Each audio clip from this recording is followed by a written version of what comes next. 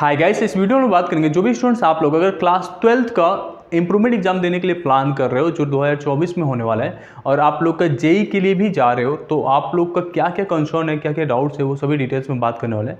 साथ में कुछ आप लोग के कमेंट्स भी आ रहे थे जो मैं रीड आउट कर रहा था एंड कुछ रिप्लाई कर रहा था।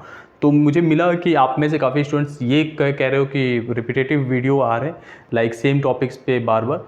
अगर इस वीडियो के नीचे अगर कोई भी आप लोग का डाउट्स नहीं रहेगा तो I will not create any videos on this, ठीक है।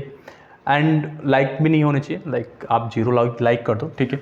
बट मेरे को सपोर्ट करना है, वो 2-4 स्टूडेंट्स आएंगे उनको भी सपोर्ट करना है। मैं हमेशा से करता आया हूँ, आप लोग को सपोर्ट करूँगा। तो अगर 10 लाइक भी आता है तो आई विल डू दैट, ठीक है। अब यहाँ पे काफ़ी क्वेश्चंस हैं। इंप्रूवमेंट एग्जाम्स आपका होगा, आपने एक अटैम्प्ट ले लिया है। अब अगला इंप्रूवमेंट जो एग्ज़ाम हो रहा है उसमें आप एक सब्जेक्ट का भी दे सकते हो, 2 का दे सकते हो, सारे सब्जेक्ट्स का भी दे सकते हो। यहाँ पे कोई डाउट नहीं है, सबको आप क्लियर ही है। अब होता है कि आपने जो है इम्प्रूवमेंट एक दे दिया है, अब आपके पास 3 मार्कशीट होंगे। अगर आपका जो है यहाँ पे वो आपने पहला वाला दिया था मेन सब्जेक्ट, उसके बाद दूसरा इम्प्रूवमेंट दिया, उसमें शायद इम्प्रूव हो गया होगा या नहीं हुआ होगा। नहीं हुआ होगा तो आपका कोई काम का नहीं है ये दूसरा वाला अटैम्प्ट का जो 17 जुलाई को हुआ था। अगर हो गया है तो वो मार्कशीट को रख सकते हो। फिर तीसरी बार इंप्रूवमेंट दे रहे हो तो आपके पास आ जाएगा। तो मेनली आप लोग के पास 2 मार्कशीट हो सकते हैं या 3 मार्कशीट। जो समय अभी तक 2 मार्कशीट अपलोड हो जाता था, मतलब आपको क्या करना होता था, पीडीएफ फॉर्मेट में 2 मार्कशीट को लगा के अपलोड करते थे। एक पीडीएफ बनता था 2 पेज का और उसमें अपलोड हो जाता है। इस बार भी हम लोग ने काउंसलिंग किया, सबका एक्सेप्ट हुआ है, तो आप लोग का भी होगा।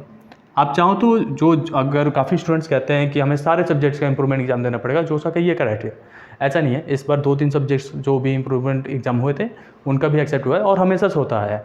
बेसिक रूल थे कि 2-3 सब्जेक्ट्स का भी होता है।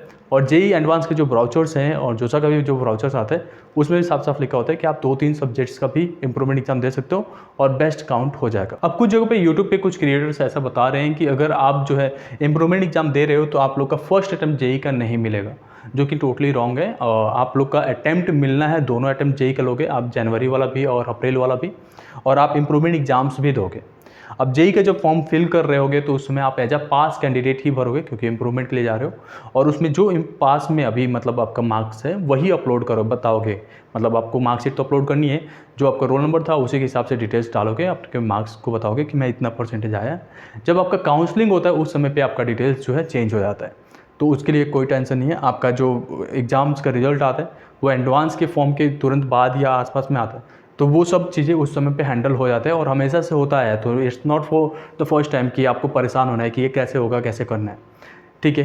अब यहाँ पे आता है कि जेई के लिए प्रिपेयर करोगे या इंप्रूवमेंट के लिए अप्लाई करोगे। मोस्टली जो क्वेश्चन हमारे पास आ रहे थे कि भैया हमारा इंप्रूवमेंट का फर्स्ट अटैम्प्ट के लिए दे सकते हैं कि नहीं, मतलब जेई का फर्स्ट अटैम्प्ट, क्योंकि हमारा तो इंप्रूवमेंट आया ही नहीं होगा।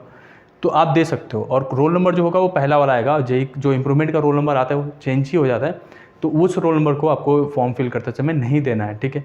अब इसके साथ साथ मुझे नहीं लगता कि कोई क्वेश्चंस यहाँ पे होना चाहिए। अगर आपको फिर भी कोई क्वेरी है तो आप कमेंट सेक्शन में पूछ सकते हो। होपिंग दैट आपको ये वीडियो पसंद आया होगा। Thank you so much.